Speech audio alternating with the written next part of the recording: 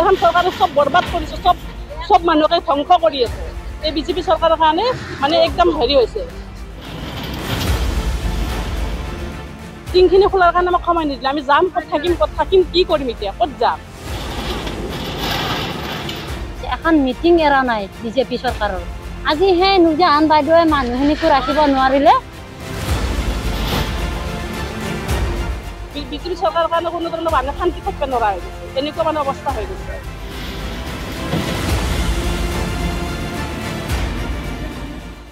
বস্তুখিনি ওলোৱাৰ কাৰণে আমাক সময় নিদিলে। বস্তুখিনি ঘৰটো কমচে কম টিংখিনি খোলাৰ কাৰণে আমাক সময় নিদিলে। আমি যাম, ক'ত থাকিম, কি কৰিম এতিয়া, ক'ত যাম? কি আমাক ল'ৰা ছোৱালী আছে, ল'ৰা ছোৱালী ক'ত যাব? সিহঁতো সেই একে আমাৰ যেনেকুৱা মাক দেউতাকৰ যি পৰিস্থিতি, ল'ৰা ছোৱালীৰ সেই পৰিস্থিতি হ'ব।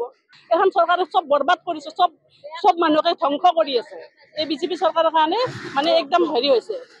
বিজেপি চৰকাৰৰ কাৰণে কোনো ধৰণৰ মানুহ শান্তি থাকিব নোৱাৰা হৈ গৈছে, এনেকুৱা মানে অৱস্থা হৈ গৈছে। এজনীয়ে মোক ভোটত উঠাৰ কাৰণে যথেষ্ট টকা পইচা খোৱা গৈছে। এখন মিটিং এৰা নাই বিজেপি চৰকাৰৰ, এই নুৰজাহান বাইদেৱে।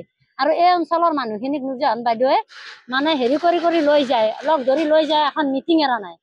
আজি সেই নুৰজাহান বাইদেৱে মানুহখিনিকো ৰাখিব নোৱাৰিলে আৰু নিজে বাইদেউ থাকিল। আৰু মই এজনী নিজে প্ৰাক্তন মেম্বাৰ বিজেপিৰ পৰা, ভাৰতীয় জনতা পাৰ্টিৰ পৰা, যেতিয়া আমাৰ হেৰি আছিলে নলবাৰী জিলাতে আছিলে, তেতিয়া অশোক শৰ্মা ডাঙৰীয়া বাইদেৱে মোক টিকট দিছিলে। বাইদেউ যথেষ্ট পৰিমাণৰ টকা পইচা সহায় কৰি আমি ইয়াতে বসবাস কৰি আছিলোঁ। আমাৰ কোনো ধৰণৰ মাটি চাটি নাই। গতিকে আজি আমাৰ ঘৰ ভাঙি দিছে, খুবেই দুখিত আমি। আমাৰ কাৰণে যাতে গৃহীত অতি সুন্দৰ ব্যৱস্থা লয়, ভাঙিছে প্ৰশাসনৰ অৰ্ডাৰ। আমাৰ কাৰণে যাতে এটা থকাৰ কাৰণে সুব্যৱস্থা এটা হাতত লয়, সেই আশা ৰাখিম। আমাৰ ওচৰত আমি অনুৰোধ জনাইছোঁ। নমস্কাৰ।